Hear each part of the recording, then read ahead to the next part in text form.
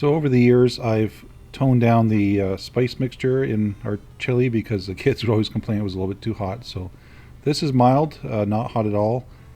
And if you want it a little bit hotter, I'll show you how to do that in a minute. But we'll go through the ingredients: 2 tablespoons of onion powder, 1 tablespoon of chili powder, 2 teaspoons of cumin, 1 tablespoon of flour, 1 teaspoon of salt, 1 teaspoon of garlic powder, half a teaspoon of sugar, and then you'll want a 1/4 cup of water to add to this mixture after the beef is cooked. Now optionally, if you want to spice it up a bit, you can add 1/8 of a teaspoon of cayenne pepper or a half teaspoon of hot pepper flakes. And here we have a can of diced tomatoes, 1 can of red kidney beans, tomato paste, either 1 small can or about a half a cup out of a jar, and we had some leftover corn, so 1 to 2 cups, 1 to 1.5 pounds of lean ground beef, and a bell pepper. Sometimes I add mushrooms as well, I just didn't have them on hand this time. So we'll take the spice mixture and we're going to put it in a mixing bowl and combine it with a whisk. So in goes our cumin and chili powder, and this onion powder up here that is homemade, so I dehydrated some onions, and that's in a separate video, but store-bought is perfectly fine. Add our sugar, garlic powder,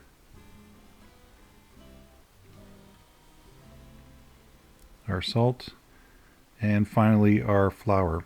Some recipes do use cornstarch, but flour works just as well, and in this case a little bit better. Because we're not really making a sauce, we're just thickening up the spice mix with some water. And it's also going to be mixed in directly with the ground beef once it's cooked, so flour it's finer and it tends to work a little bit better than cornstarch in this recipe.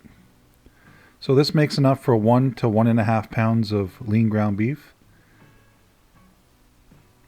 So you consider this 1 package of chili seasoning mix that you would buy from the store. So this does 1 batch of chili.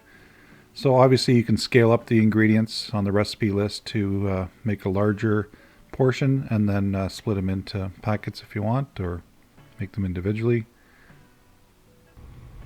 So we're going to cook our lean ground beef. I'm going to add a bit of cooking oil. This happens to be sunflower oil. And I'm using a cast iron Dutch oven. You could also use a large pot or a large frying pan, like cast iron or so.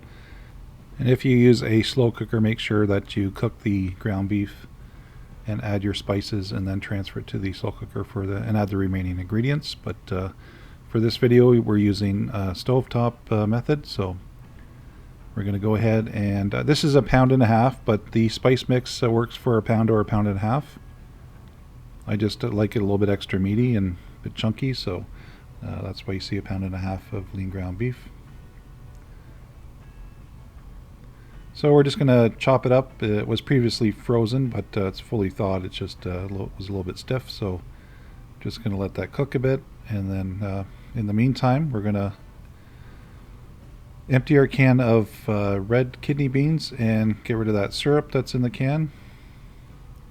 Give that a good rinse. Let that drain off. Sometimes I'll use black turtle beans, or you can add lentils or different types of beans as well. So here's the spice mix we made. We're just going to sprinkle that on top. The ground beef is fully browned now. And we're going to add our 1/4 cup of water. And it's on medium-high heat right now, so we want to give that a chance to cook through, because there is the raw flour in there, and it's going to mix with the water and thicken up a bit. Okay, so any remaining grease in the bottom is going to thicken up with the flour and the water. So just give that a stir for about a minute or so, minute to a minute and a half. Optionally, you could use ground pork and beef together, or ground pork. And there's other meats you can use. We won't get into that for different recipes, but we're using ground beef this time. So next step is to add tomato paste. So either 1 small can or about 1/2 cup out of a jar. I like this brand. It's very rich and thick, and The reason you add this, it adds a lot of flavor right into the ground beef, and it helps thicken things up and a little bit more savory than if you're just adding tomato sauce. So we're going to add our can of diced tomatoes. We don't have to drain them because we kind of need that water to cook everything through, and that'll evaporate later on anyway. Added our corn and our orange bell pepper, and now our kidney beans. So we're going to add all that in and mix it very well. Now I slow cook this for a few hours, but generally you can cook on medium-low for about 45 minutes to an hour. Basically you're just giving your peppers time to cook. So the longer you cook chili though, the more the flavors come together. So I mean 45 to an hour is the quick method, but generally a couple hours on low on the stove or in a slow cooker is best. Because yeah, you do want those spices to work their way through all the mixture. Okay, so occasionally you're going to give it a good stir. And this is on pretty much medium-low. I would say low to medium-low. Later on I turn it right down to about a simmer and just let it go for a while.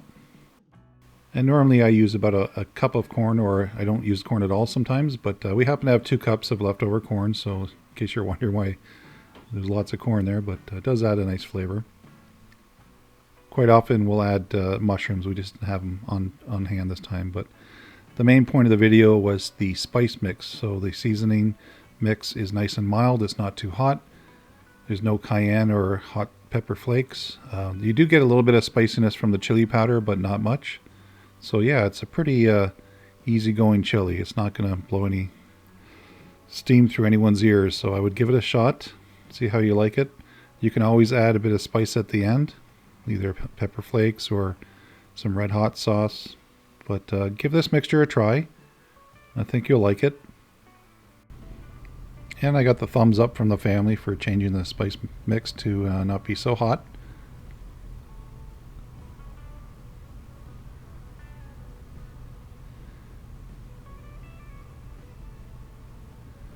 But there you go. It serves about 4 to 6 people, medium portions, so I would encourage you to give this recipe a try.